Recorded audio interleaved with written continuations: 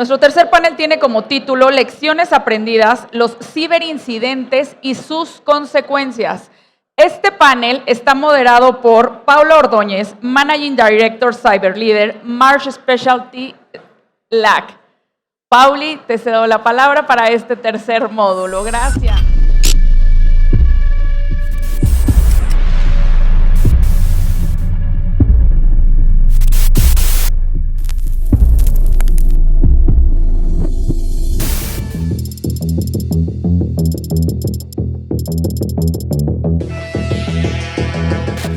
Greetings. I received a note that I need to know next steps. How can you help me? Hello. Patiently, after payment, you will be able to restore your operations. Greetings. Thank you for your response. We have not done this before and need help. What is the process?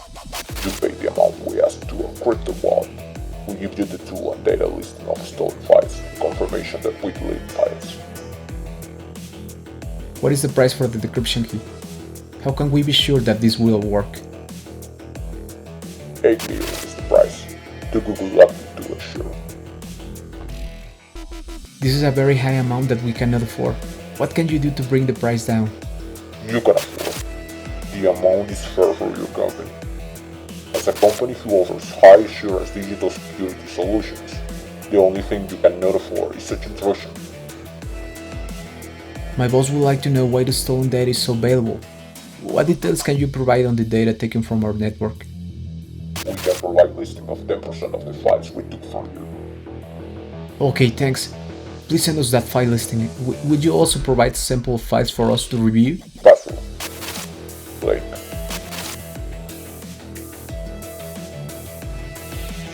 Our management wants to bring this matter to a close. We are ready to pay 1 million if we can agree to close this matter. 1 million. It's not acceptable. Please understand that we want to work with you, but we are not able to pay the full price. What discount can you offer? We can offer 50% off. The price is 6.8 million. Thank you for your help. We're still evaluating the file names you provide.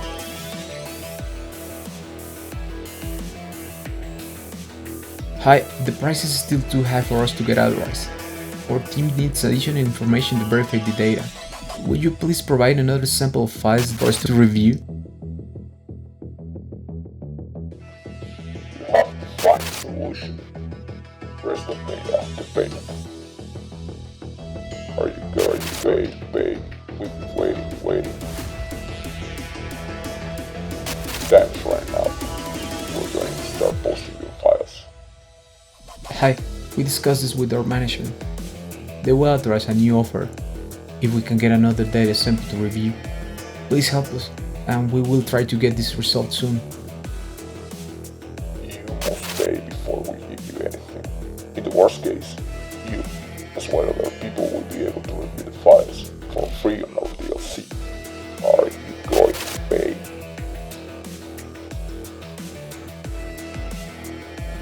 We have received a reply from you for a long time. We're preparing the ball first. We have prepared the blockbuster. We'll give you your last chance. Wait a bit more for your reply.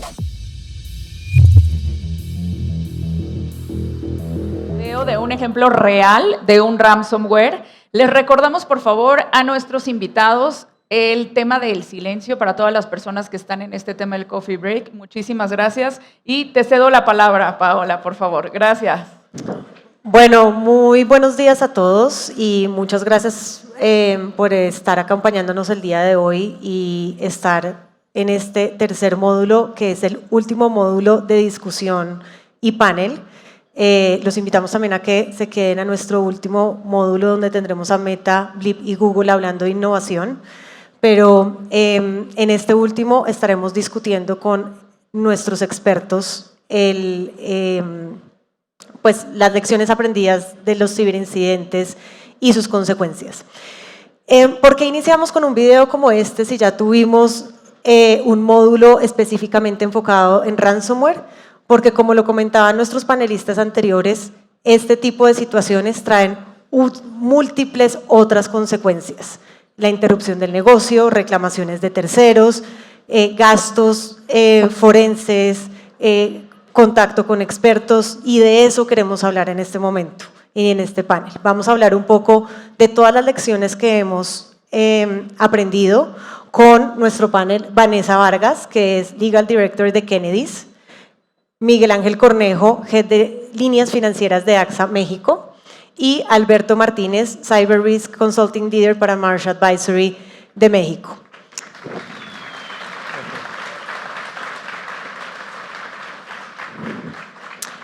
Bueno, dicho esto, venimos hablando las últimas 3 horas del incremento en las vulnerabilidades y ataques que no solamente en el mundo, sino en nuestra región estamos viendo.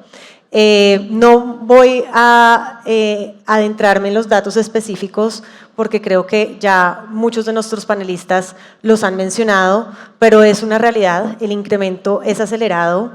El reto que tenemos en Latinoamérica particularmente es precisamente esa publicidad que lo mencionaba Paulina en su primera intervención. Hay millones de ataques minuto a minuto en cada uno de nuestros países, pero se mantienen en silencio. Todavía no hay la publicidad que de pronto otro tipo de regiones o otro tipo de países tenemos y por eso tal vez a veces tendemos a pensar que Latinoamérica todavía no está en ese nivel, pero al contrario, pues creo que cada uno de ustedes pues conoce de primera mano el incremento que hemos tenido. Así que empecemos. Lo interesante de este panel, y creo que por favor, los invito a hacer todas sus preguntas a través del chatbot, es que sea un panel absolutamente dinámico. Tenemos 3 expertos que han estado de frente con ciberataques y lo interesante de esta conversación es que van a compartir sus experiencias y con todos ustedes vamos a compartir casos de la vida real y pues todo su conocimiento. Entonces, empecemos contigo, Alberto. Desde tu visión, ¿cuáles son, y te paso esto, disculpa, cuáles has visto que son los principales retos que están enfrentando las organizaciones ante un ciberincidente? Y si nos puedes dar algunos tips relacionados con eso. Claro que sí, Pau, y primero también más que nada agradecer a todo el foro que nos acompaña aquí en el evento. Bueno, lo primero y más importante que hemos visto, tanto en la experiencia atendiendo ciberincidentes en todos los sectores donde hemos participado, es que hay que cambiar el paradigma que hoy tenemos ante un incidente. Antes, hace algunos años, cuando una organización era hackeada o era afectado, se veía como algo muy raro, ¿no? Que algo malo habían hecho, que de alguna manera ellos habían sido afectados. Y eso, de alguna manera mediática, se conservaba como una falla de la empresa y que algo muy mal estaba sucediendo en la organización. Sin embargo, ahora lo que hemos visto es que cualquier organización de cualquier tipo, sin importar el tamaño, si es una pequeña, gran empresa, si es global o si es local, está cayendo en este escenario. Entonces, lo primero que tenemos que plantear como organización y que tenemos que cambiar es contemplar que en algún punto vamos a ser afectados o que en este momento ya estamos siendo afectados. Cuando nuestra estrategia y cuando nuestras iniciativas contemplan ese escenario, cambia el enfoque. De hecho, una primer pregunta que le haría al foro y que mentalmente me gustaría que la procesaran en este momento es ¿cuántas iniciativas y cuántos proyectos en este momento tienen que tenga que ver con cómo atacar y atender un incidente o cómo atender una crisis? Casi todas las tecnologías y todas las inversiones que estamos siempre implementando tienen una capa de prevención, tienen una capa para prevenir que no me ataquen desde la parte del correo electrónico, desde el malware, que no lleguen desde una VPN. Sin embargo, pocas veces cuando estamos implementando estos proyectos, cuando estamos ejecutando estas iniciativas, pensamos cómo debe de trabajar esas tecnologías, cómo deben de tener una sinergia en el momento que tenga realmente un ataque de alto impacto, cuando esté en medio de una crisis. Y ahora, ¿cómo debe de comportarse el equipo de trabajo, las tecnologías y la estrategia de la organización cuando esté en medio de ese problema, ¿no? Entonces, es muy importante que ahora las organizaciones también piensen de manera estratégica, no solo en la prevención. Lógicamente, la prevención siempre va a ayudar que sea más complejo, que tú caigas en un escenario de ataque, que no sea un escenario simple, el cual un tercero o un ciberatacante pueda afectarte. Sin embargo, debes de estar contemplando cómo vas a reaccionar en el punto que llegues a esa afectación crítica. Ya hemos platicado en los paneles previos que necesitamos planes de respuesta a ciberincidentes, que necesitamos una gestión de crisis, pero ¿qué hemos visto cuando llegamos a la organización, cuando se presenta este ataque? Que normalmente las personas y los roles que están participando durante el escenario no recuerdan el plan, no recuerdan cuál es el rol que ellos deben de ejecutar durante un ciberincidente, no saben cuál es la decisión que deben de tomar para empezar a contener, para empezar a erradicar. Y lo siguiente, claro, es que no saben de quién deben de apoyarse en el momento más crítico. Algo que puedo comentar como experiencia es que en muchas ocasiones los escenarios de ataque presentan afectaciones o fallas que nunca habían contemplado, ¿no? Empiezan a haber afectaciones en donde el directorio activo totalmente está caído, en donde las bases transaccionales ya no se comunican, en donde los enlaces incluso empiezan a tener afectación, y son escenarios que pocas veces o en ningún momento habían pensado que podían suceder dentro de la organización. ¿Y qué ocurre en ese momento? Muchas veces no saben cómo solucionarlo. Entonces, lo que comentamos con las organizaciones en ese momento es que siempre deben de tratar de simular y de llevar a un escenario de pruebas hasta dónde podría llevarlos una crisis. Uno de los puntos que a veces parece más básico, pero que no tenemos en el momento de una respuesta es: ¿quién es el especialista que sabe apoyarte en esta capa que está afectada? En la base de datos, en telecomunicaciones, en el tema de software, y en muchas ocasiones ni siquiera tienen el teléfono, porque puede ocurrir a medianoche o un fin de semana, de a quién le vamos a hablar. Entonces, algo que no es solamente tecnológico, sino que involucra a personas, proveedores y especialistas, también debe de contemplarse que la solución a una crisis siempre es una suma del todo, de la capa tecnológica, que lógicamente todas esas plataformas, todas esas soluciones que has venido implementando, debes de tener la capacidad de cómo las vas a utilizar en un momento de crisis, debes de también tener la capacidad de que algunas de ellas pueden verse incluso afectadas por el ataque y que tendrás que trabajar sin ellas. Y la otra muy importante, ¿quién es ese líder que en medio de un incidente y en medio de una crisis va a poder tomar la palabra? Va a poder decidir y ordenar a las mesas que van a participar durante ello. Es muy común que cuando estamos trabajando con los clientes en medio de un ciberincidente y de una crisis, todos están estresados. En algunos casos, el equipo de negocio está recibiendo ya llamadas de los clientes, el equipo de TI está muy preocupado por definir la estrategia de cómo va a resolver el problema, y el resto de los equipos no saben a quién apoyar, no saben con quién me siento y con quién ayudo. Entonces, es muy importante que vayamos preparando esos líderes dentro de la organización que van a tener un poco la cabeza fría, que van a poder sentarse en la mesa y van a poder analizar el impacto que está sucediendo en ese momento y poder ahora sí definir ¿qué estamos presentando en este momento? ¿Cuál es la problemática que estamos sufriendo? ¿Qué necesitamos activar? ¿Necesitamos tecnología? ¿Necesitamos una persona que sepa resolver esto en un sistema o en una plataforma? ¿O necesitamos un proveedor experto que venga y nos diga cómo atender esta problemática? Si no fomentamos esos líderes, si no tenemos la capacidad de generar ese rol en medio de la situación, va a ser muy complejo resolver el problema y vamos a tomar mucho tiempo en tomar la decisión. El personal involucrado dentro de la crisis debe de saber cuál es su rol. Si tenemos involucrado al personal legal, debe de saber de qué forma parte, con quién debe de estar trabajando. Si tenemos involucrado al personal de negocio, ellos deben de saber con quién deben de comunicarse, a quién deben de comentar la afectación y cuál es la estrategia que debemos de ir avanzando.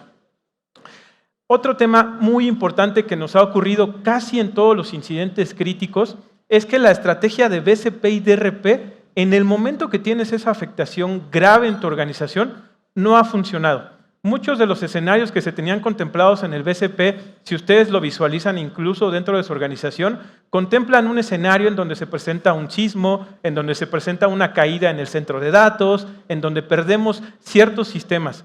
Pero cuando se ha presentado esta afectación crítica, en el que pierdes acceso al correo electrónico, ya no tienes directorio activo, no tienes mensajería interna, incluso a veces ni siquiera puedes conectarte a tu máquina porque tuviste que desconectar la red para que no avanzara el ransomware, en ese momento se caen las estrategias de BCP y DRP. Y es en donde empieza el reto de definir cómo vas a solucionarlo, ¿no? Entonces, estos temas de continuidad de negocio deben de llevarse desafortunadamente ya a un extremo, en donde vemos que la afectación que se está presentando en ese momento incluso te puede dejar en un punto en el que vas a depender de una libreta y de un lápiz para empezar a definir cómo vamos a avanzar. Hemos visto afectaciones con organizaciones que han tenido que ver cómo se ha facturado a papel. ¿Por qué? Porque el sistema en el que estaban trabajando y estaban ingresando todas las órdenes de pago, todas las órdenes de venta, todo lo que entraba y salía de almacén, no podían ingresarlo, porque los sistemas estaban abajo, los sistemas no tenían aún la información necesaria para poder levantar.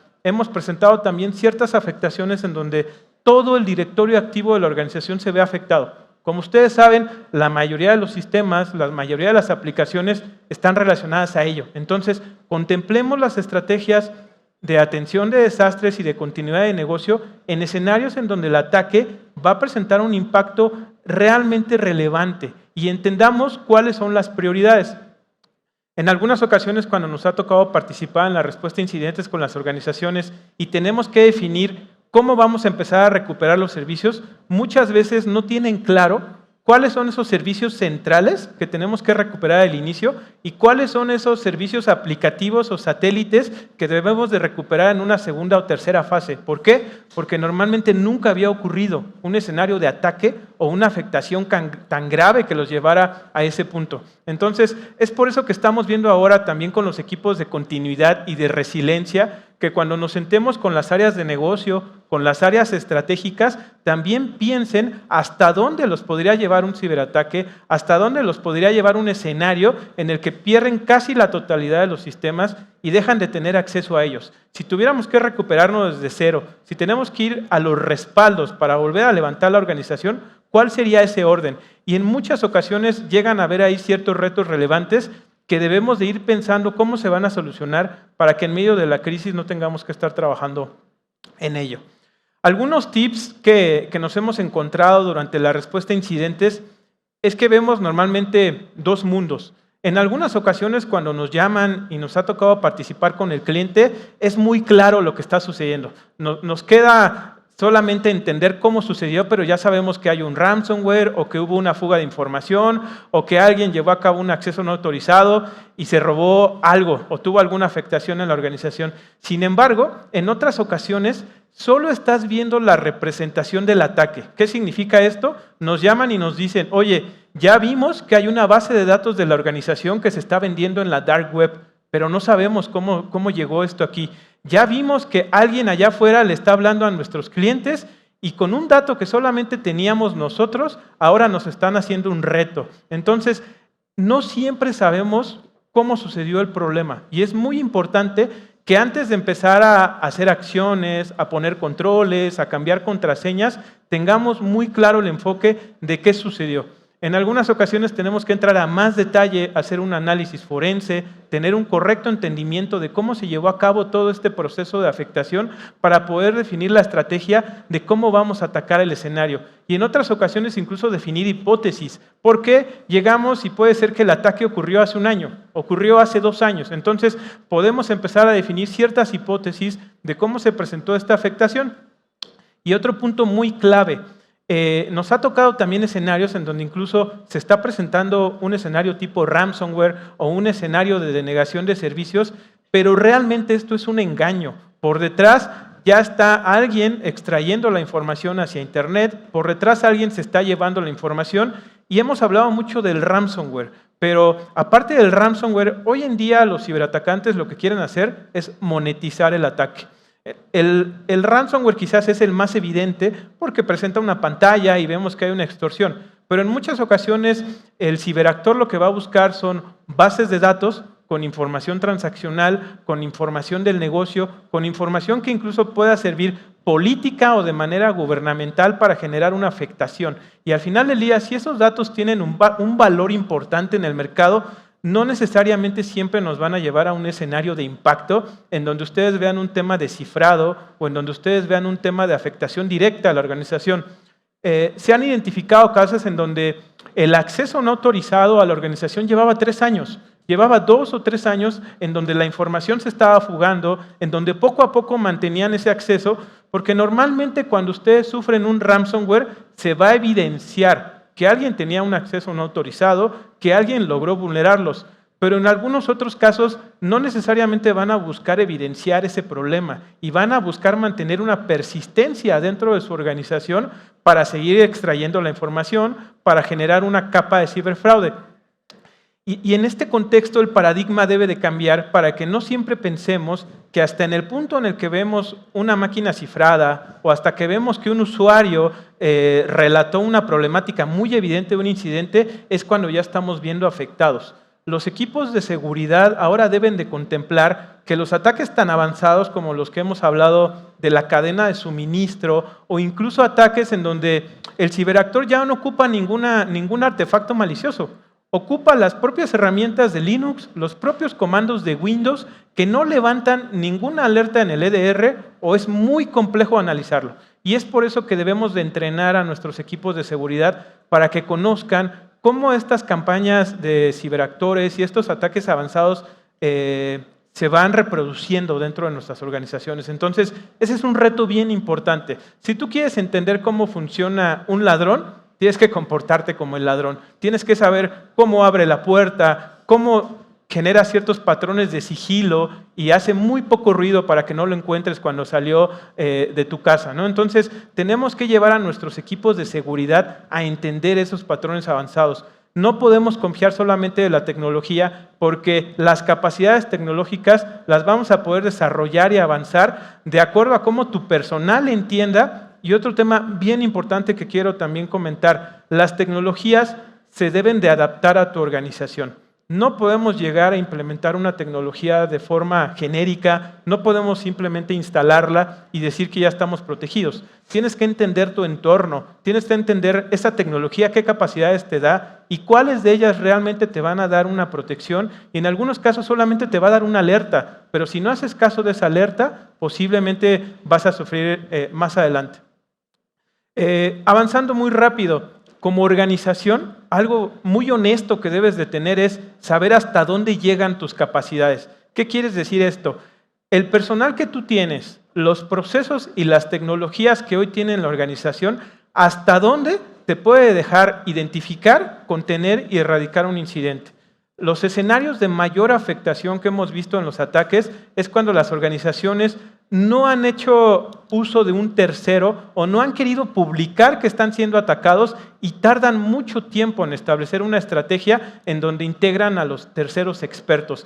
Si tú no tienes claro hasta dónde tu personal te va a poder ayudar, lo mejor es lo más pronto posible, integra al personal experto tanto en la parte tecnológica, en la gestión de respuesta a incidentes. Las organizaciones que más rápido salen de este tipo de problemas son a los que han integrado muy rápido al personal que sabe qué hacer, cómo comunicar el incidente, cómo atenderlo al interior y cómo establecer esa estrategia. No debemos de detenernos en buscar esa ayuda porque mientras más nos tardemos, lógicamente más complejo va a poder ser al final atender esta situación. Y por último, quiero cerrar con este tema.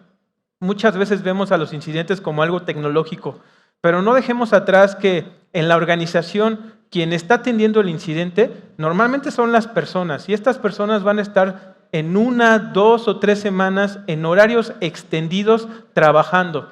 Si no tenemos claro ¿cómo vamos a poder rolar a esas personas? ¿Quiénes van a tener que estar a veces en la tarde o en la noche trabajando con esa estrategia? Vamos a llevarlos a un nivel de estrés o a un nivel de burnout en donde posiblemente a la segunda semana ya no van a estar ni con la energía ni mentalmente preparados para seguir avanzando en la respuesta a este incidente. Entonces, es muy importante que también sepan que el manejo de una crisis y el manejo de un ciberincidente, desde mi punto de vista, el factor más relevante no es la tecnología, son las personas que están involucradas en el proceso de respuesta y que tienen la capacidad todavía fresca de tomar decisiones. Entonces, es muy importante que llevemos estos puntos.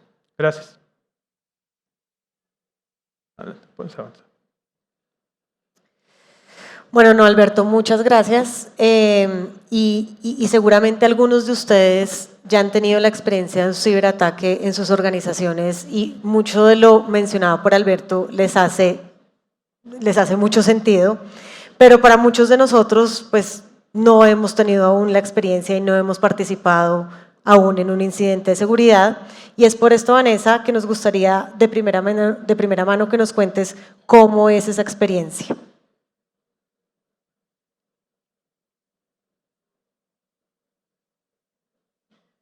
Gracias, Paula, y gracias a todos por la invitación. Yo pensaría que, retomando un poquito lo que dice Alberto, En mi experiencia, cuando he visto las organizaciones que tienen ciberincidentes, lo que nosotros notamos como externos y expertos en cyber es que existe mucha angustia, son situaciones que se presentan en días que son inhábiles, o sea, nosotros hemos tenido incidentes que se presentan el 31 de diciembre, el 1 de enero, etcétera. Entonces, como dice Alberto, todos los planes están diseñados para un mundo donde pensamos que el mundo es el mejor de los escenarios, y no, tenemos que pensar en escenarios como partiendo de que los atacantes se aprovechan precisamente de estas fechas porque saben que las organizaciones no están listas o no están preparadas porque todo el personal no está, digamos, en la organización. Entonces, lo que nosotros hemos visto es que hace falta una coordinación y que esos planes, como dices tú, pues sean planes diseñados para el peor de los escenarios. Y el peor de los escenarios a veces ya no solo involucra la propia organización, porque los nuevos ataques cibernéticos, unos de los más comunes, involucran pues a los demás proveedores que tiene una organización. Entonces, muchas de las empresas que probablemente están hoy aquí piensan únicamente en su empresa y los controles que tiene su empresa, pero lo que nosotros hemos visto es que los nuevos ataques lo que aprovechan son los otros integrantes de la cadena, probablemente proveedores externos que tienen las organizaciones grandes y que son más fáciles de vulnerar. Y como todos los sistemas están ahora interconectados, pues realmente así es que ingresan a las grandes organizaciones. Entonces, es muy importante siempre cuando uno tiene un evento pensar en estos planes, y parte de pensar en estos planes es saber que existe como todo un proceso de atención. O sea, que no es que voy a recibir un incidente y qué voy a hacer. Siempre uno debe tener al menos, digamos, como estos procesos o etapas de atención, que son las actividades básicas que cualquier protocolo de respuesta a incidentes puede contemplar.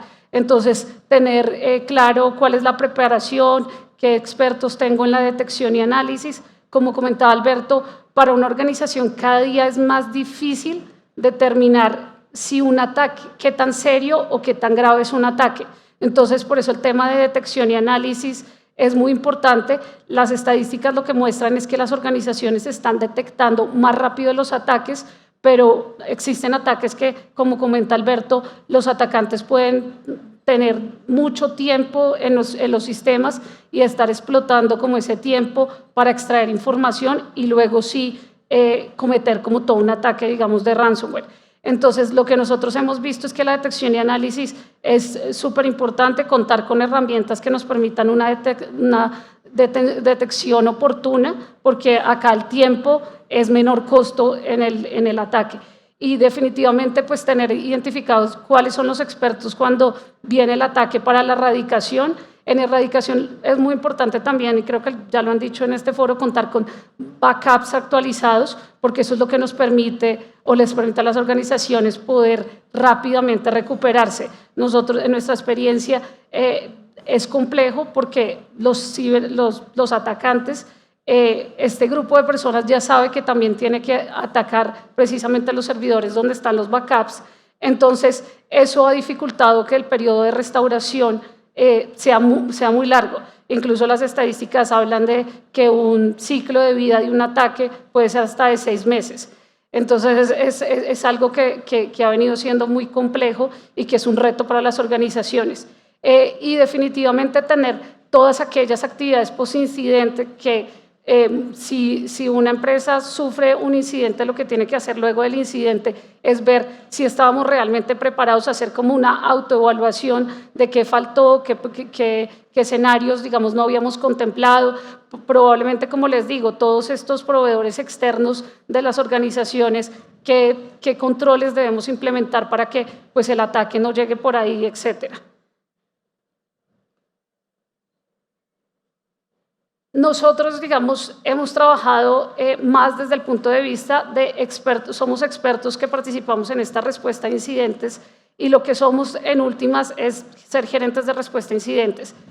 Como gerentes de respuesta a incidentes, lo que hacemos es coordinar todos los equipos, como dice Alberto, todos los profesionales que se necesitan en caso de un incidente, que pueden variar y que eso ha venido cambiando porque ha venido cambiando el ambiente de los atacantes han venido explotando como las debilidades de las organizaciones, digamos, los temas geopolíticos, etcétera. Entonces, estos ataques cada día son más complejos y, digamos, como gerentes de respuesta a incidentes, vamos aumentando como todo un panel de proveedores que tenemos para que en caso de que una organización no cuente con el experto, al menos poder brindar de manera oportuna, pues digamos, como estas propuestas. ¿Eso a qué lleva? Puede llevar a muchas eficiencias en términos de respuesta más rápida, eficiencia en costos, porque muchas veces, digamos, como gerentes de respuesta a incidentes, nosotros ya hemos hecho un test de los proveedores que vinculamos, pero adicionalmente, digamos, y las aseguradoras en esto también participan de la mano con, digamos, como expertos como nosotros, en negociar tarifas, en tener cosas preacordadas que también en últimas repercuten en la eficiencia económica en el manejo de un ataque.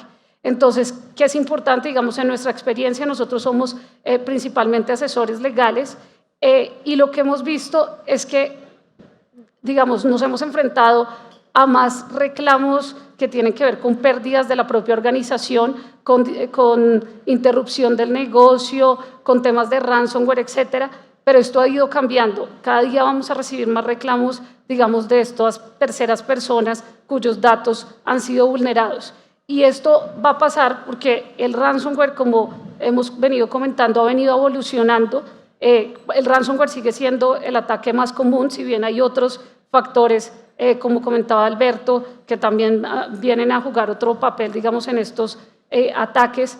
El ransomware ha ido evolucionando y ya no tenemos solamente encriptación de datos, que era lo que pasaba, digamos, en la primera generación del ransomware, sino que después evolucionó a hacer una amenaza contra la compañía que es atacada por ransomware. Entonces es una amenaza de si no me pagas te voy a publicar la información, y cada vez la información que ellos acceden es una información más sensible, datos personales de empleados, clientes, etcétera.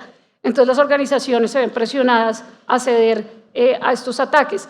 Y ya vamos como en un tercer extorsión de estos ciberatacantes o threat actors, como los agrupan, digamos, a todo este tipo de organizaciones, donde incluso lo que ellos hacen es ir a extorsionar a los terceros, o sea, a sus clientes, a sus empleados, cuando obtienen esta información. Entonces, en todo este tema de asesoría legal, lo más importante es determinar cuál es el alcance del incidente, y en esa determinación del alcance muchas veces los profesionales de IT, digamos, hemos venido trabajando, y parte de las recomendaciones a veces es, pues hablemos con los atacantes, porque hay atacantes de todo tipo, hay atacantes, grupos serios, grupos no serios. Probablemente el video que veíamos acá es de un atacante clasificado como serio, donde lo que se trata es de buscar la mayor información para saber pedir una prueba de vida, qué es la información que tiene ese atacante, y luego poder determinar qué acciones tomar, ¿no? Qué acciones tomar de cara a los reguladores, qué acciones tomar de cara a los terceros afectados o a los sujetos, digamos, de la información. Entonces, todo esto va, digamos, de la mano, porque se tiene que tener una visión holística para poder responder adecuadamente a un incidente. También hay una serie de servicios con los que hay que también estar pensando, porque cada día más la ley de protección de datos en los diferentes países impone, digamos, ciertas obligaciones post-incidente. Es decir, no basta con que yo le notifique a veces al regulador, o en otros países que le notifique al titular de la información cuando sus derechos se han visto comprometidos, sino que también tengo que garantizarle unas medidas posteriores a ese incidente, como que pueda, por ejemplo, hacer un monitoreo de su crédito, como que pueda tener un call center de notificación en caso de que, por ejemplo, si sus datos crediticios se vieron afectados, si en 5 o 6 meses alguien utiliza esos datos crediticios, poder, digamos, comunicarlo. Entonces, todos estos expertos son como digamos, expertos con los que cuenta una firma como Kennedy's, que se encarga de ser gerente de respuesta a incidentes. Y en esto de ser gerente de respuestas a incidentes, entre otras capacidades que se tiene que tener, es precisamente tener una línea de emergencia, estar 24/7, 365 días al año. Y esto es muy importante es porque como una red, digamos, como nosotros como oficina internacional contamos con una red de expertos, pero no solamente en América Latina, sino en Europa y en Estados Unidos, donde los ataques han ido como en una evolución. O sea, nosotros siempre analizamos y decimos, vamos probablemente 5 años detrás de ellos. Entonces, muchas veces contar, digamos, con este equipo hace que uno pueda dar una buena recomendación de cara a una notificación. Hay muchas compañías que también cotizan en bolsa o que son reguladas por la SEC y dar estas notificaciones. Nadie quiere ir a dar una notificación ante la SEC, pero pues precisamente para eso tiene que contar con expertos que hayan dado notificaciones y que sepan específicamente cuál es la información que se debe comunicar.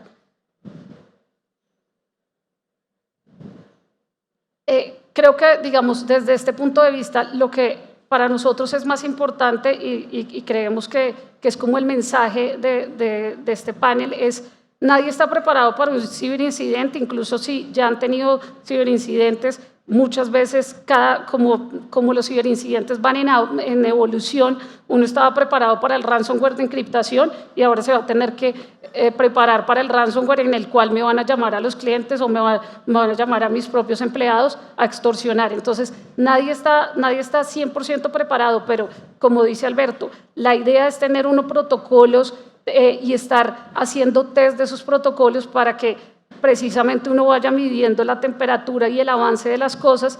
Incluso antes los protocolos no tenían un protocolo al año. Ya la mayoría de organizaciones lo recomendable es cada trimestre al menos revisar ese protocolo porque probablemente lo que tenía ya no está actualizado con los ataques.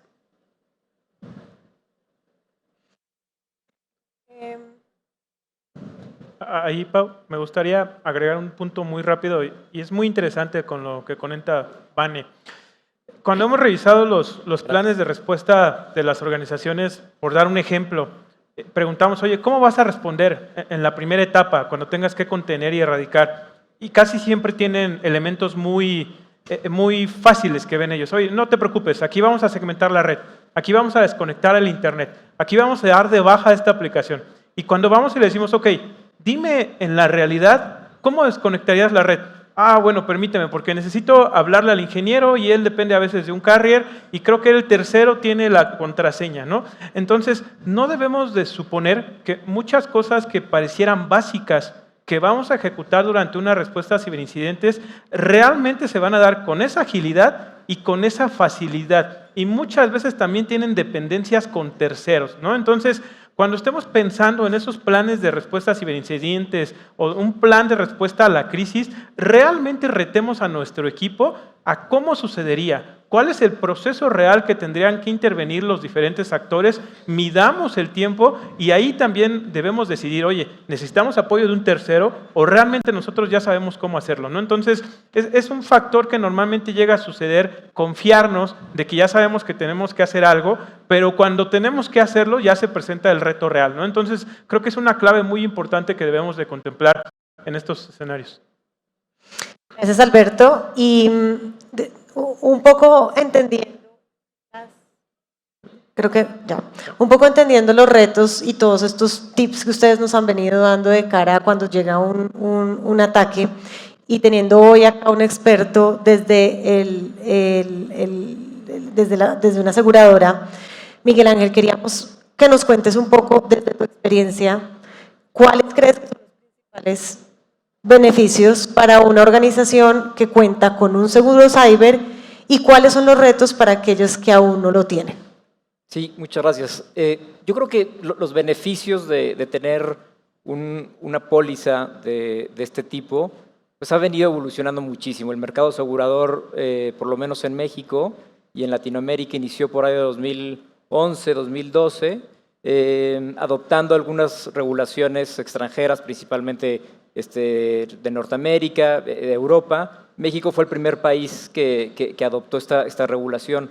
A partir de ahí inicia una cierta conciencia en el mercado sobre la exposición de las empresas de cumplir ante una regulación y eventualmente ha venido evolucionando y la verdad es que ya ya abarcamos mucho el tema de ransomware y cómo la exposición y la póliza se ha venido adaptando a estas nuevas tendencias y a estos nuevos riesgos. Entonces, la verdad es que yo creo que los beneficios son muchos y los vamos a ir resumiendo en 3 grandes bloques. Pero la verdad es que creo que cada vez las empresas están más conscientes, están buscando tercerizar esta exposición a través de las aseguradoras, a través de los brokers, para tener una asesoría y básicamente están buscando mitigar un ataque cibernético, la violación o la pérdida de información, y esto ha generado que los consejeros y los funcionarios de las empresas adapten nuevas formas, nuevos modelos en su percepción de riesgo y en la administración de los mismos para mitigar estas exposiciones. De estos 3 grandes bloques que yo les platicaba, yo creo que los podemos simplificar en la pérdida financiera. Es decir, los consejeros y los funcionarios de todas las organizaciones cada vez más están pendientes de cuidar el balance general y los estados de resultados. Y la verdad es que esto viene muy relacionado a las coberturas de la póliza, porque la cobertura de la póliza tiene una pérdida de responsabilidad civil, que es ante un tercero, y exposiciones de pérdidas propias. Entonces, van muy relacionadas a cuidar el balance general, el estado de resultados, como les platicaba, pero va mucho más allá. Cuida la operación de la empresa y cuida aspectos legales que pudiera tener un impacto negativo en la organización. Entonces, va muy de la mano con lo que platicaba el segundo bloque, con lo que platicaba Alberto, que es tener un plan de mitigación ante estos riesgos. La verdad es que cada vez los administradores de riesgos, los directores financieros de las empresas necesitan estarse cuestionando de este riesgo. Y este riesgo es relativamente nuevo, pero es muy cambiante y es muy dinámico. Y evidentemente está poniendo en peligro el buen nombre. Ya hablábamos de temas de recuperación y el manejo de crisis y cómo el estrés en las organizaciones puede afectar la operación. Es decir, las empresas van a destinar recursos, van a destinar empleados a atender estos hechos y este estrés, esta distracción del core business, pues los va a alejar de alcanzar los objetivos para los que fue creado la organización. Entonces, todo esto va encaminado a que durante el proceso y la contratación de este tipo de pólizas, la verdad es que las empresas hacen una autoevaluación y esta evaluación les ayuda mucho a las organizaciones para darse cuenta en dónde están. Y una vez que ya tienen muy claro dónde están, empiezan a fortalecer sus planes de acción, el plan que les permita reaccionar de una forma rápida. Y este es el último eslabón de los beneficios que tiene la póliza. El eslabón más importante en cuanto a qué hacer ya cuando te están atacando. Tus tiempos de reacción, dónde están tus backups, dónde van a empezar y qué recursos van a empezar a administrar para atender estos posibles afectacionnes, porque la verdad es que ya se ha platicado durante todo el día y Alberto lo hizo en un bullet point, nos lo platicó muy claro. La verdad es que prácticamente todas las empresas están siendo expuestas, no importa el tamaño, no importa la industria, no importa la regulación, todas las empresas están siendo afectadas por este tipo de exposiciones. Y aunque no están siendo afectadas, el periodo de descubrimiento de que está siendo vulnerado o que probablemente tuviste una violación en alguna regulación en uno de los países que estás operando, pues toma tiempo, no es de forma inmediata. Muchas gracias. Mil gracias. Aló. Hola. ¿Se escucha? Sí, un poco. Yo no lo escucho. Bueno, entonces, de cara a lo que nos estabas mencionando, Miguel Ángel, ¿cuál entonces es el papel de la compañía de seguros cuando una empresa es atacada? Bueno, la verdad es que es muy importante tener a este tercero, esta aseguradora, en estos momentos. Es un momento de crisis, un momento que te aleja de tu core business y la aseguradora va a estar contigo, va a estar en un proceso de acompañamiento, en un proceso de documentar toda la información, porque el tema de documentar se vuelve sumamente complejo, lo platicábamos hace un momento, que es difícil entender las repercusiones directas e indirectas de un ataque o de una vulneración o de una pérdida de información. La falla humana, es decir, un error interno de la compañía puede generar pérdidas consecuenciales importantes, desde temas de reputación, operacionales, interrupción de negocio o inclusive poner en riesgo la continuidad del negocio de la empresa. Entonces, la aseguradora va a estar contigo, va a estar junto con los expertos en el manejo de estas situaciones.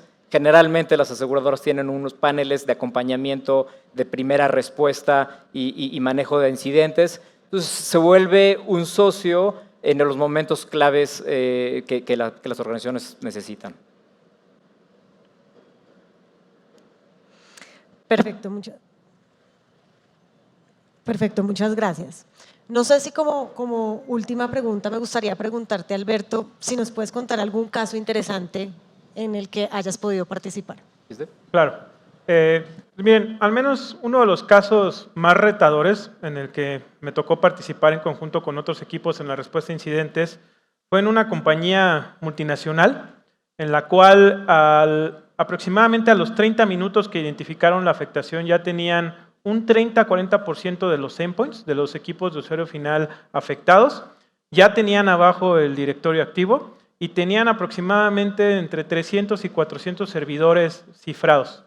Esto, como comentaron, sucedió en una madrugada de un domingo, de un día festivo en el que el lunes no se trabajaba. Entonces, imagínense el número de personas que normalmente te piden vacaciones en ese periodo, cuántos estamos atentos a las notificaciones y a los procesos que están sucediendo en la madrugada. De hecho, quien se dio cuenta de esta afectación pues fue un equipo que corre los procesos batch, que normalmente en la noche sí son los que están atentos, viendo que inicia la operación del día a día, y ellos pensaban que algo estaba fallando en el SAP. ¿Por qué? Porque no lograban correr los procesos, no corrían los procesos, pero cuando se dieron cuenta, ya había máquinas de usuarios que estaban conectadas en ese punto y estaban siendo afectadas. ¿Qué ocurre? En ese momento, ellos intentan, con el equipo, digamos, local de seguridad, empezar a avanzar en los procesos de investigación.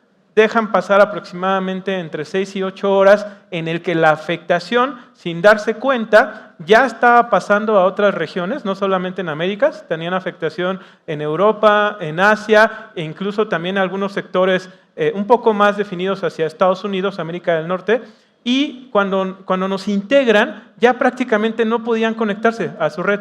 Ya solamente estaban entrando por una VPN independiente que les permitía reconocer algunos segmentos de su red, pero ya estaban muy afectados, ¿no? Entonces, lo primero que veíamos con ellos es tener claro cuál era el impacto. Ese era uno de los primeros puntos que le costó mucho trabajo a la organización. De repente, a veces, pareciera complejo que una organización tan grande no sepa de todos los servidores y todos los servicios que estaban afectados, qué sistemas, qué servicios, qué de cara a cliente ya no podían dar, pero en ese momento no nos podían dar la respuesta, ¿no? Decían, sabemos que estamos sin operación, sabemos que estas plantas no pueden operar, pero hoy de estos 100 servidores no te puedo decir cada uno qué hace. Derivado de eso, cada vez se veía un poco más complejo definir rápido una estrategia y bueno, paramos de ahí y empezamos desde las bases, ¿no? Ok, como ya decíamos, tenemos que desconectar, tenemos que aislar, tenemos que iniciar a identificar el vector de ataque inicial. Si no identificas claramente por dónde llegó el ataque, si no sabes que llegó por un correo de phishing, por un malware,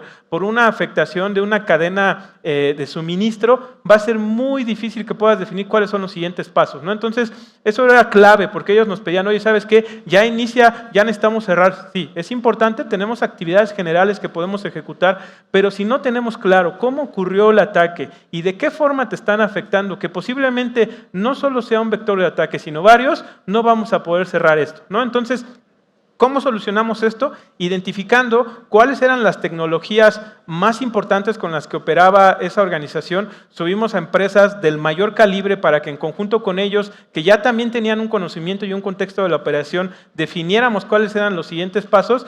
Y fue algo, la verdad, muy bueno porque logramos detener justo cuando ya estaban llegando a la red de respaldos y habían empezado a afectar los primeros servidores de respaldo.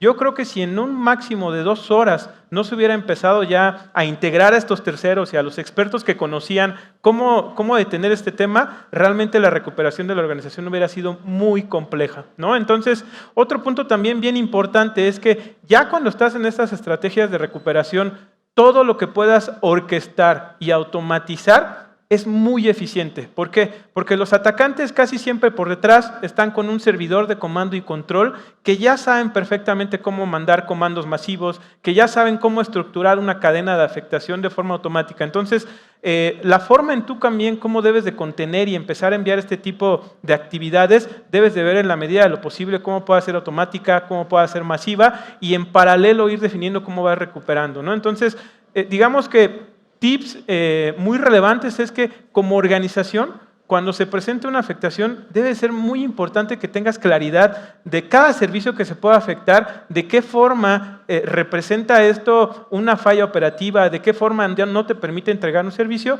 y de verdad integren a esos terceros lo más rápido posible, si dentro de las capacidades internas a nivel procesos o tecnologías o capacitación no van a poder desarrollar un plan eficiente y ágil para poder contener esta situación, ¿no?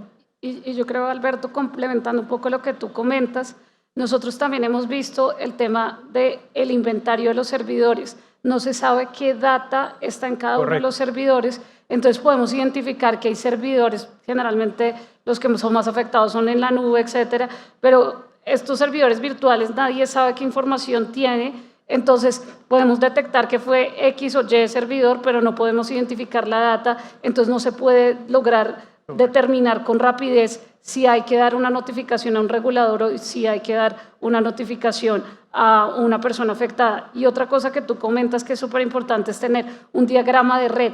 El diagrama de red es pues no solo tener cómo funciona mi red, sino mi red cómo está interconectada, sobre todo para compañías que tienen presencia en diferentes ubicaciones, porque por ahí, como dices tú, se puede bloquear un ataque o el ataque puede ser masivo y involucrar diferentes jurisdicciones.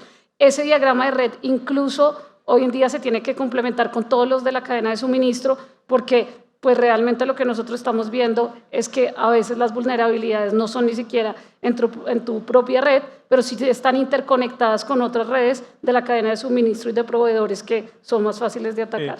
Sí, quisiera cerrar una idea. Cuando estás en estos escenarios masivos de afectación, debes de tener claro ese diagrama de red, ese inventario y los responsables de los servicios. Oye, si se afectó este sistema, ¿quién es técnicamente responsable? ¿Quién del lado de negocio es responsable y va a dar la cara por ello? Y recordemos que cuando estamos documentando este reporte de impacto de cara al regulador, de cara a clientes, debemos de saber qué datos se afectaron, ¿no? Y esa pregunta es de las más complejas de responder a veces en un escenario de este tipo. Bueno, muchas gracias. Creo que nos podríamos quedar acá como en todos los 8 temas, horas y horas hablando de casos y de lecciones aprendidas, pero nos quedan pocos minutos y creo que es muy importante escuchar también las preguntas de ustedes y qué quieren preguntarles a nuestros panelistas. Así que, Andy. Gracias, Pauli. Pues justo, la verdad es que hemos tenido bastante interacción en el chatbot. Recuerden que pueden seguir mandando sus dudas, sus preguntas a cada uno de nuestros panelistas y les serán respondidas. Para Vanessa nos preguntan, en caso de un incidente, ¿puedo contactar a mi consultor de ciberseguridad de confianza o estoy obligado a usar los proveedores de la compañía de seguros? Muy interesante esa pregunta y es muy importante entender, digamos, cómo funciona el seguro. La mayoría de compañías de seguros lo que ofrece es una red de proveedores, digamos, un panel de expertos que puede ser directamente porque la aseguradora tiene su panel de expertos o porque tiene aliados como nosotros que contamos con un panel de expertos. Generalmente, en la mayoría de pólizas es optativo que el asegurado pues elija o bien trabajar con sus propios expertos o trabajar de la mano con los expertos que ofrece la aseguradora. Probablemente lo positivo, digamos, de a veces poder usar esa red es que muchas veces las compañías tienen expertos, digamos, en temas muy específicos, como tú comentabas, Alberto, temas de recuperación específicos del sistema SAP, etcétera, de las compañías, pero a veces hay proveedores como los que yo indicaba que de servicios de monitoreo de crédito, de servicios de relaciones públicas, etcétera, que las compañías no tienen ni siquiera monitoreado o proveedores, digamos, también como firmas legales como nosotros, para hacer frente a los temas regulatorios. Entonces, por eso es que las aseguradoras ofrecen este servicio de incidente de respuesta, pero es optativo para el asegurado decidir con quién quiere manejar su incidente. En todo caso, lo que yo considero es que el seguro sí permite tener como esa herramienta y entre más, es una herramienta para que los asegurados, digamos, lo aprovechen. Perfecto, muchísimas gracias, Vanessa. Tenemos otra pregunta para Miguel. ¿Por qué sería importante que una institución financiera cuente con el seguro de riesgo cibernético?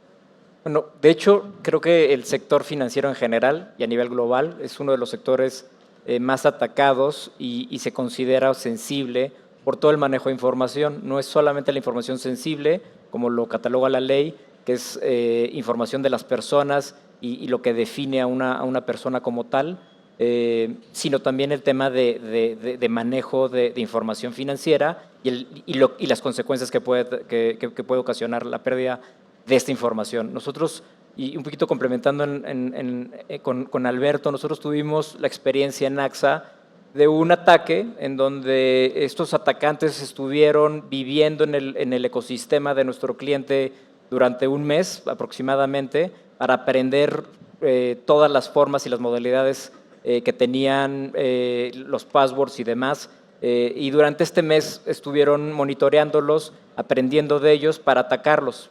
El cliente se dio cuenta porque en un celular, en un móvil, empezó a fallar el sistema de comunicación interna de este grupo financiero y a través de ahí dijeron, pues quién sabe, está fallando los protocolos de los móviles, vamos a revisar el VPN. Del VPN empezaron a saltar y empezaron a investigar. El atacante se da cuenta que ya se dieron cuenta y empezó a hacer un tema de extorsión, trataron de secuestrar información pidiendo algún tipo de rescate. La verdad es que al darnos cuenta todos que ya estaban en un ambiente y que tenían mucha información, creo que el proceso y el acompañamiento de este cliente fue muy positivo, pero es eso, es simplemente un atacante te puede atacar en una hora o puede estar aprendiendo de ti durante todo el proceso de cómo vives para extraerte desde información, ocasionándote una pérdida de ransomware y demás, hasta un tema mucho más complejo que podría involucrar una pérdida económica directa del asegurado. Muchas gracias, Miguel, muy interesante. Y la última pregunta para Alberto. Nuestro público nos comenta, ¿qué controles se recomienda fortalecer si una organización utiliza VPNs y cómo contrarrestar la amenaza que puede representar la inteligencia artificial, en especial en un ataque de phishing? Bueno, son creo, dos preguntas, ¿no? Pero sí. La primera, en la VPN, por default, no puedes tener ya un servicio de VPN sin segundo factor de autenticación, ¿no? O sea, eso ya debería de ser casi penado, ¿no? O sea, si tú tienes externos que se conectan a tu red, mínimo deberían de tener un segundo factor de autenticación. Segundo, estamos muy acostumbrados a esos terceros que les damos conexión a la red, darles casi un acceso full, ¿no? Llegan a tu red y tienen ya un acceso libre en tu organización.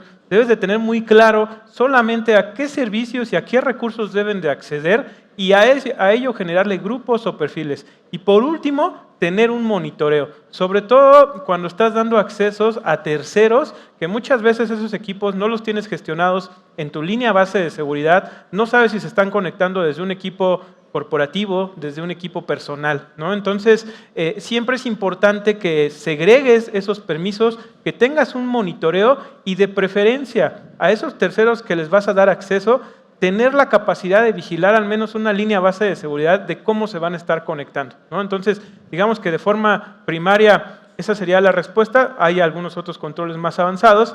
Y para la parte de la inteligencia artificial, hoy es un reto, porque como todos los avances tecnológicos, se van a estar utilizando tanto para lo bueno como para lo malo, ¿no?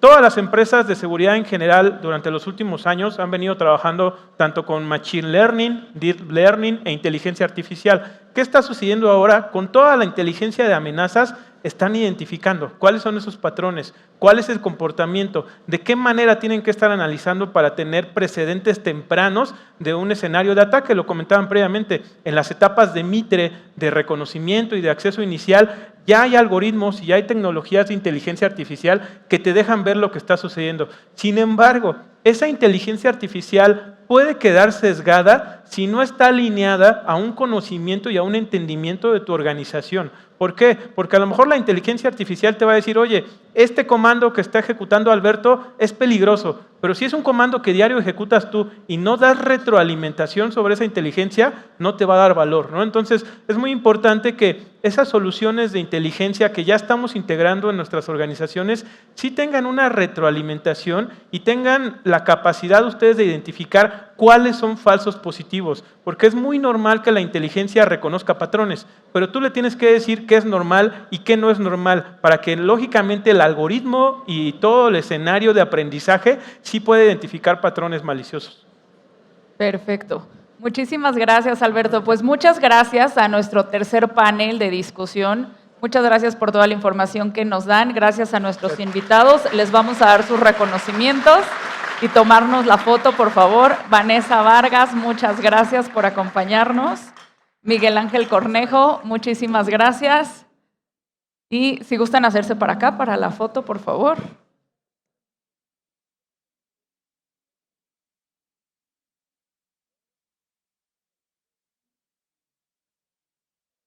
Muchas gracias. Pues bueno, ahora vamos a dar continuidad a un break y después de este break tenemos a 3 de nuestros invitados. Viene gente de Blip, de Meta, de Google y vamos a ahondar un poquito más acerca de este tema de ciberseguridad en los negocios, de qué manera poder hacer estos negocios de una manera segura, cómo va a jugar la inteligencia artificial en estas épocas, en este tiempo.